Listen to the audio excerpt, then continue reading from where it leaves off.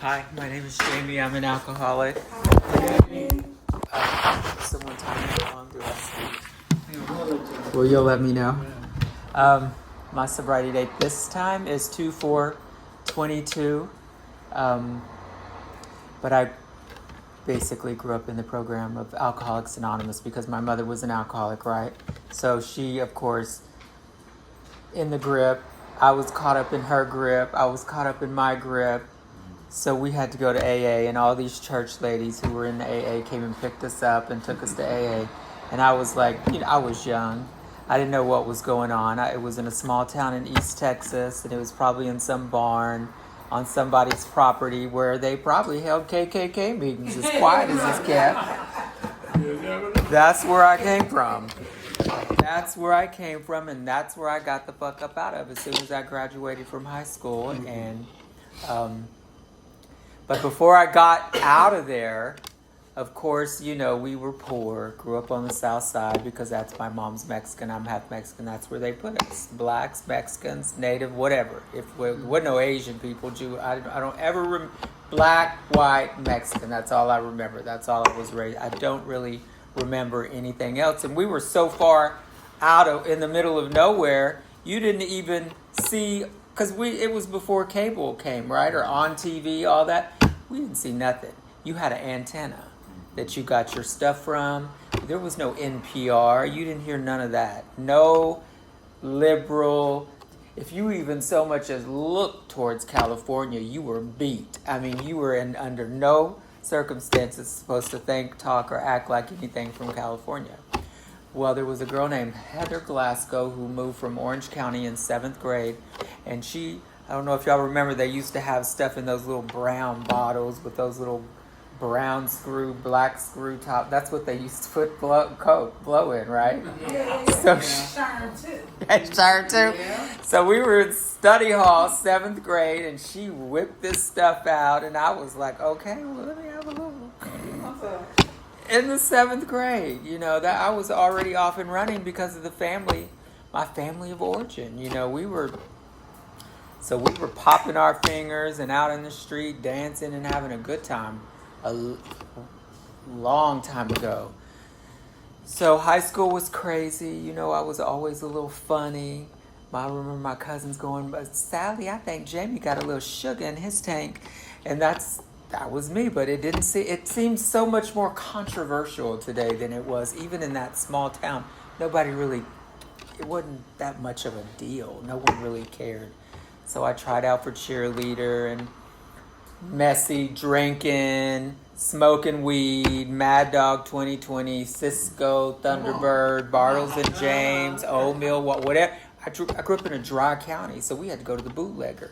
We would go to the bootlegger with our little dollar bills, and she would, give us our drinks and give us our. That's how you live where you come from, where I came from. We didn't have all this glitz and big city and all of this stuff going on here. You scrimp by. That's all you did until you got the fuck up out of there. This is a church. Are we allowed to cuss here? Okay. So, it was messy. You know how we are when we first know nothing. I did manage to have a job. I was a cheerleader, so I tried to keep up some appearances, but it was never, ever easy for me because my mother didn't give up. She didn't give up. Fat rat what people thought. She was going to drink. She was going to party. She was going to drink and drive. She was going to pull into the school and cause a scene and she just was that type of person. She didn't. Jesus. So I finally graduated, got up out of there, got to work. I went to Ross Dress for Less and worked there. And I say that because I don't remember the guy's name, but I was working with a guy. And I was seeing some guy, and we were in our apartment, and I just remember he came over. He used to always come over. We smoke weed every night. And he brought over some cocaine. And I'm telling you, I never solved as many problems as I solved that night at that table. It just seemed like everything was clearer. Everything made sense. Like my mind could just connect all the dots. Everything that I couldn't was just whole. Everything was complete, whole, and perfect. And I don't think I've ever in all of my life have felt that elusive sensation ever again. But I can guarantee you, every single drug I always remember that.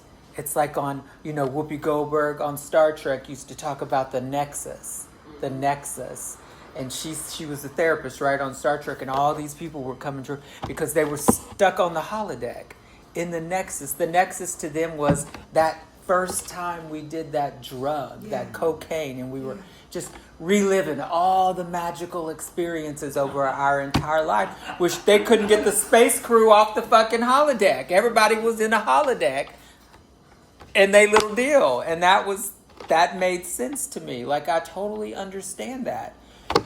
So, of course, I was working at that Ross Dress for Less. They still are open today. Taking all their clothes, having all my girlfriends come in and get all their kids' school clothes. It was on. It was on. And everybody had cool fashion, baby. Oh, God, those were the days. But they were short-lived. It wasn't probably a year later. 2794. Here I go. I remember my ecstasy. We were the white side of town, so we were doing the ecstasy and the sheets of acid and whatever.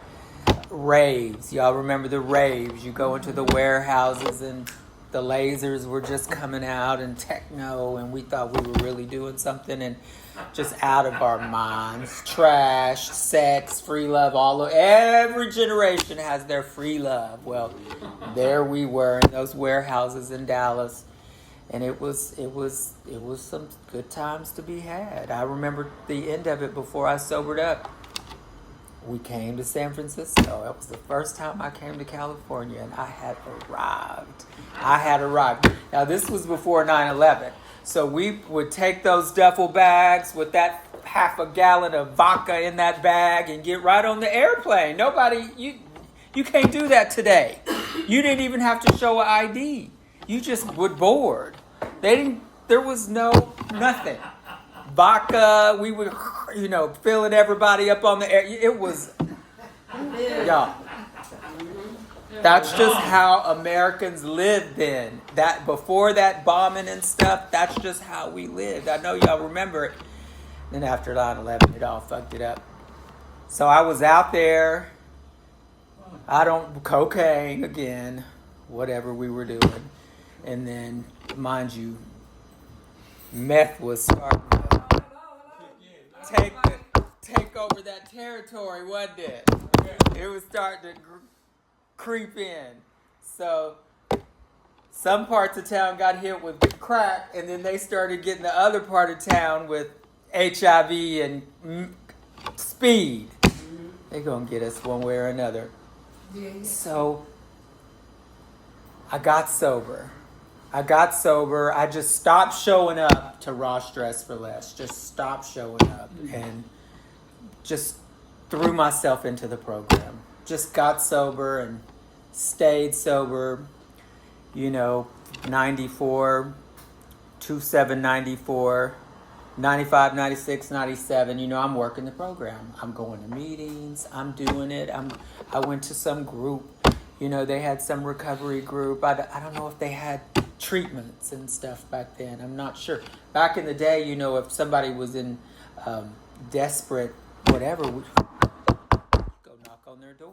That's what I still do today. I don't wait for I go knock on their door and drag them out the house, and here we go again. I'm acting a motherfucking fool again. Y'all come get me if you see me wandering around at these hotels around here, because come get me and take me over back to basics so they can set me back down over there and get me right again, because that's how it goes. And so I'm there going to the meetings, and I'm finally working, right? I'm working and able to have a job and meet, rich people. And it's the internet then. This is at the end of the 90s. So I go to work for these internet men, and this internet company bought that internet company, and it was some real money going on back then. The shit was falling from the trees. There was money everywhere. I just thought, God damn. I thought it, and my friend kept telling me,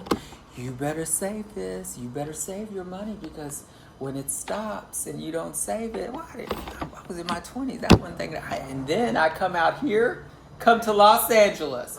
Woo, auntie. Woo! Got to Los Angeles in 98, went back to Texas, and told them, I'll give y'all 2 weeks. I'm out of here. I'm done. I get out here to Los Angeles. Hey, oh my God. I was finally home, and I ain't looked back since. I haven't looked back since. I got out here. I remember hearing a cassette tape over there. There was a lady named Marie Stinner, and she'd been sober for a long time over on the west side. Her name was Marie Stinner, and she used to give talks in AA about the 4-step, the sexual inventory.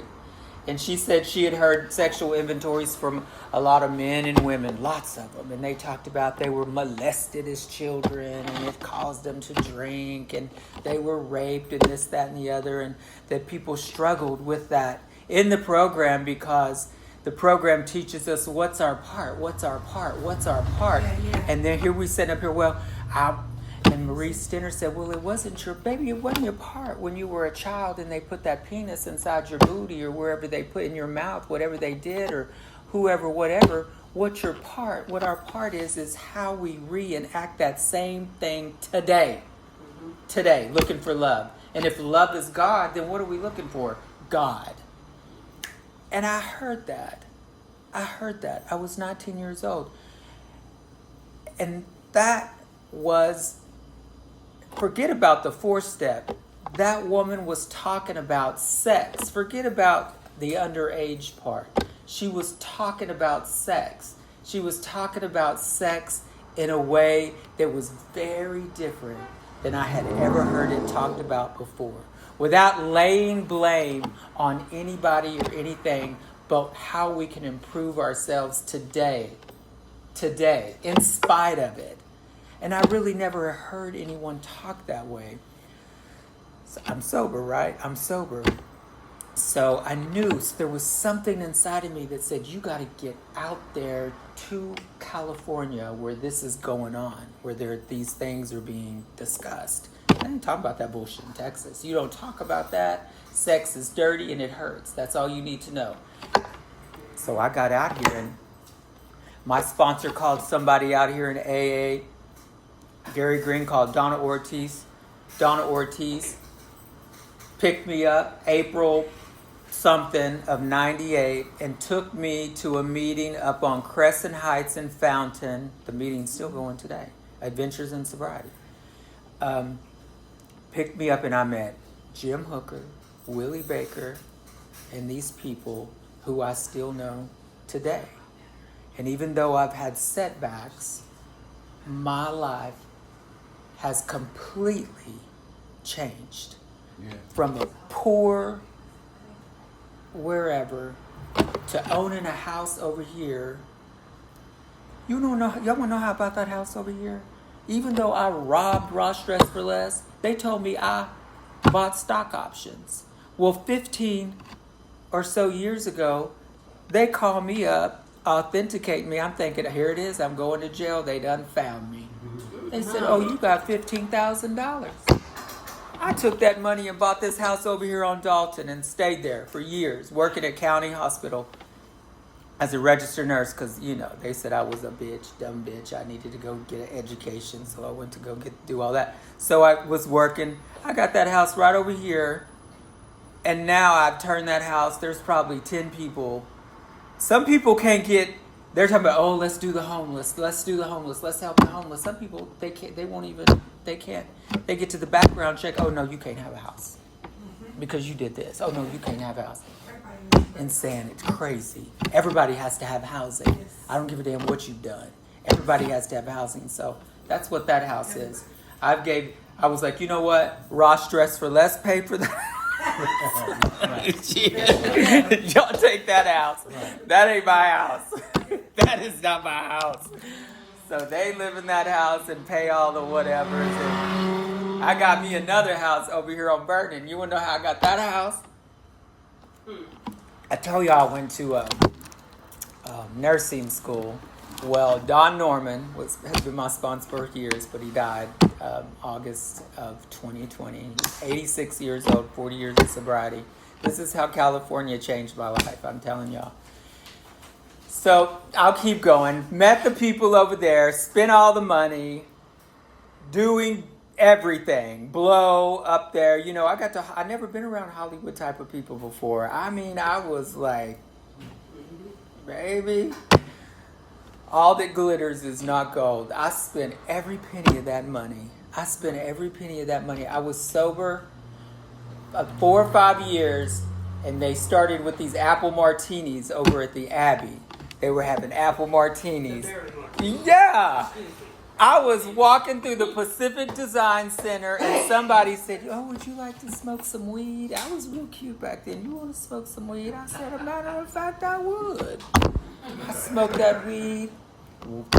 Cocaine back in there, hitting those lines at the Abbey.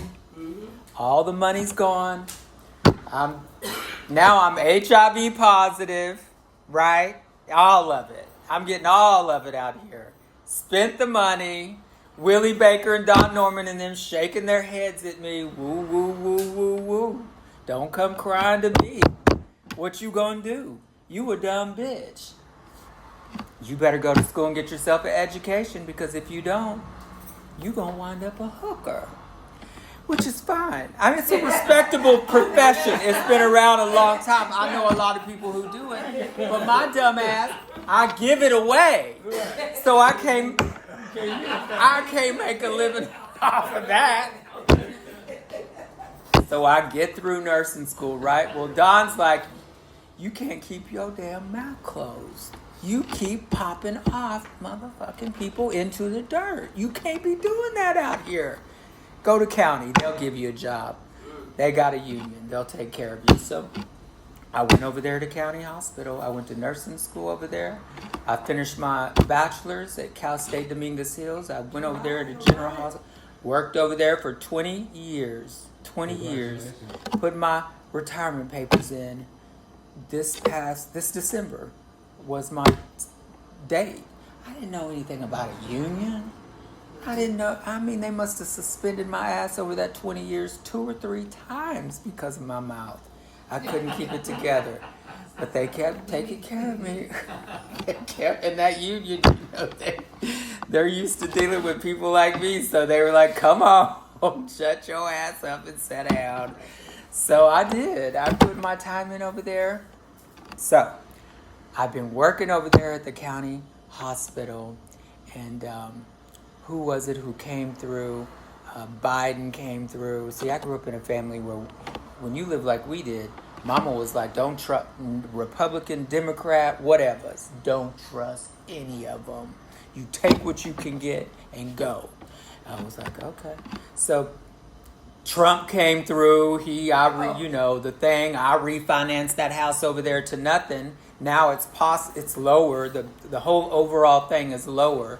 So I can let that out for over there. Then Biden comes through, and all of a sudden, all of our student loans are forgiven. Well, I had already paid my student loans off. They sent me 2 $40,000 checks in the mail. I took that money and put it on a down payment on a house over here on Vernon. Yes, I did. I moved over there. I redid the back of the house, and now I have a Botox and aesthetic business, where you inject Botox and do stuff like that.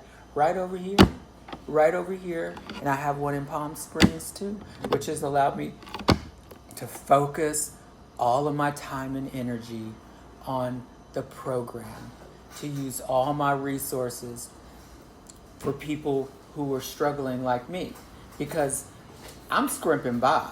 I can tell you right now, Don Norman told me 1,000,000 times, your foundation is shaky at best. And I said, well, will there ever be a time when it's not? No, there won't. There won't. You can have the houses and the money and you can have this and you can, all of it. But there won't ever be a time where he said, when you start skipping along, like you got it going on, you're going to trip and fall flat on your face. He said that was his experience. And so I scrimp by. I just make sure my bills are paid. I do whatever bullshit paperwork. We always got to fill out some forms. Don said you got to do the paperwork. Even in here, I got to do the paperwork. I got to do my 4-step. I got to do a 10-step, right? All of that stuff. And it's been, now looking over my life to where I am today and how things are working out. I have a really good friend. He just got here. He's spent most of his life in prison. And he's new to the program. And I'm just like, oh, Lord, watching him, but I have friends in high places. So I was like, he needs some wins. Even if he got to go back to prison for a year or so, he needs to know that we mean business in Alcoholics Anonymous. And we're the type of people that are going to show up for you and be there for you. So when he's done he's going to get over here and he's going to set his butt down and get himself together. And he was out there in Indio. I told him, don't go out there. Do not go out there. He wanted to go out there. He went out there and they put all kinds of charges on him and stuff. And I said, I want you to see something, because I bailed him out of jail. I said, I want you to see something, how different the justice system is when you get yourself bailed out of jail. Because I was in Texas. Right?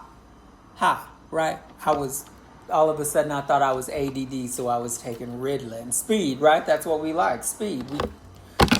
So I was taking Ritalin and tried to beat the shit out of some police officer, and they threw some charges on me, and they had a $250,000 bail on me, and here comes AA. Get him out of Texas, get him back over here before they lock his ass up. Because that's what they do. They will lock. If you ain't got no money, they lock your ass up.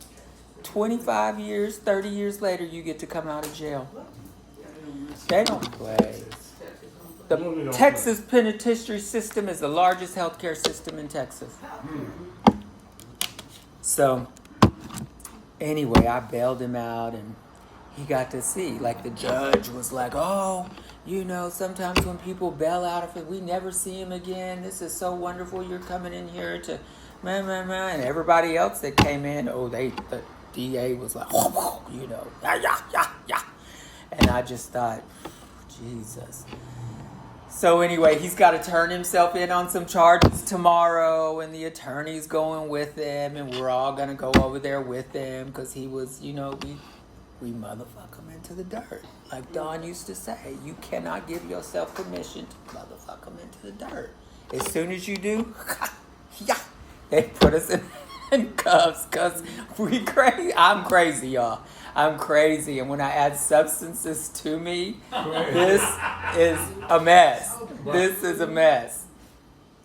So anyway, that has been my recommit my time, effort to all the trans girls around here. We got a place open up for them now, Serenity House. We do street outreach around here, snagging these girls off the streets and put them in treatment just so they can have, just moments. They call it harm reduction. Just moments. I call it kidnapping. Yes.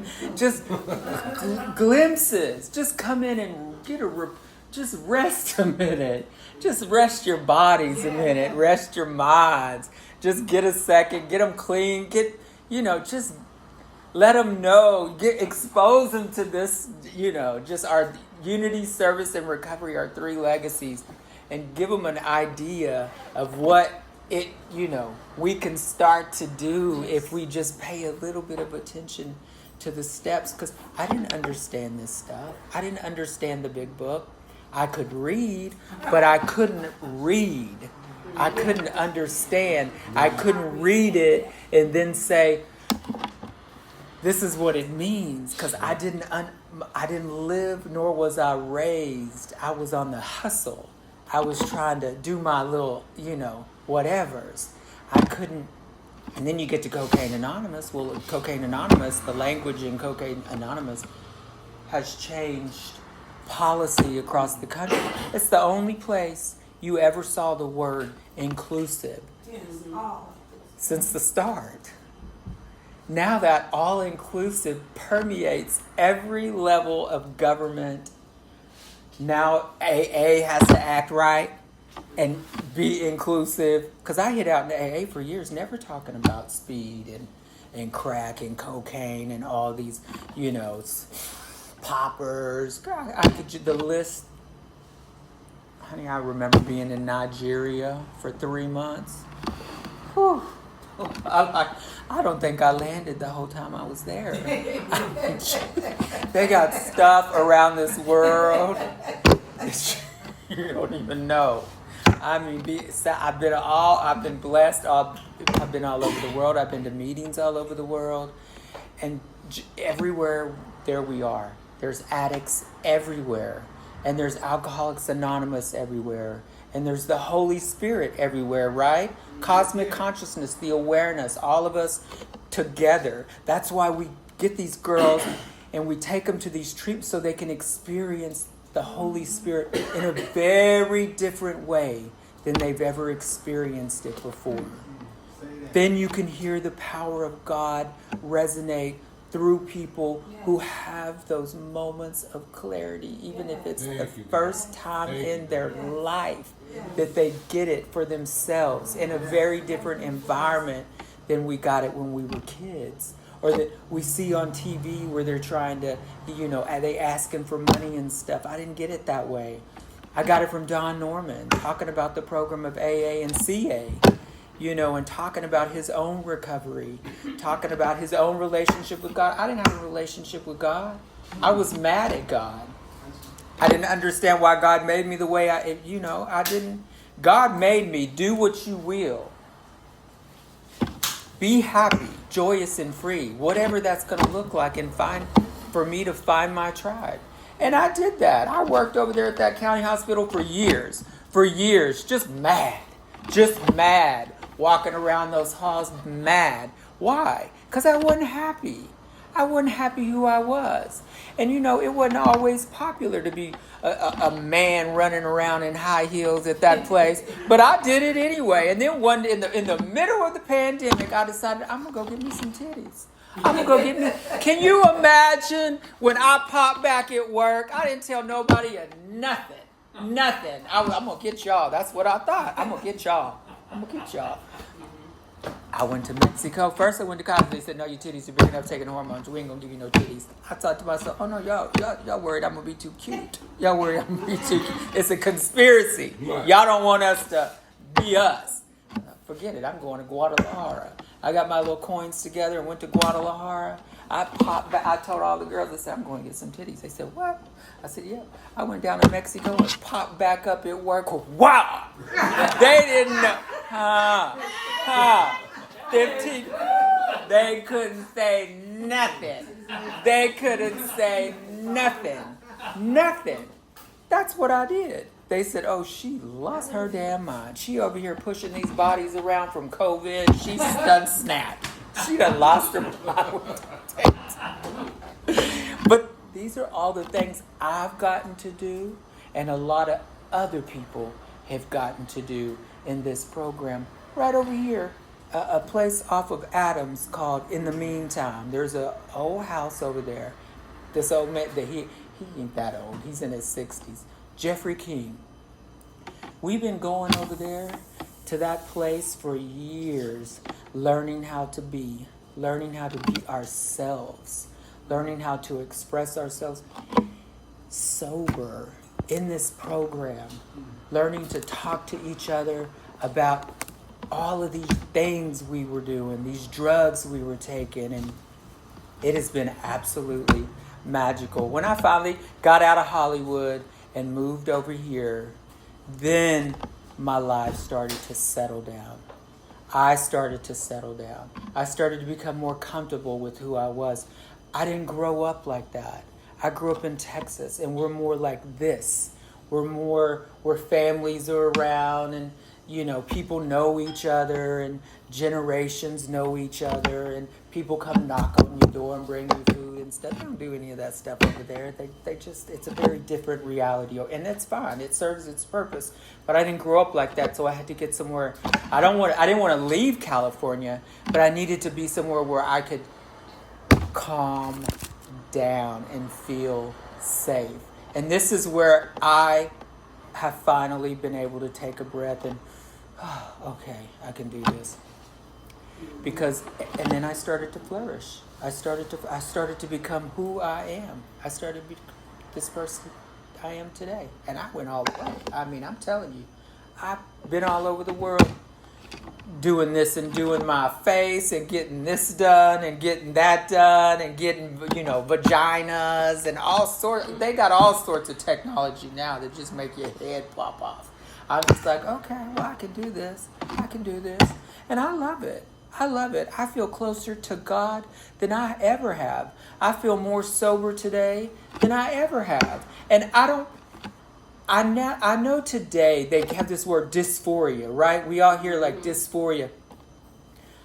How it showed up to me was when I was just living the life as a man, even when I was sober, I would be walking down the street feeling like somebody was going to jump me.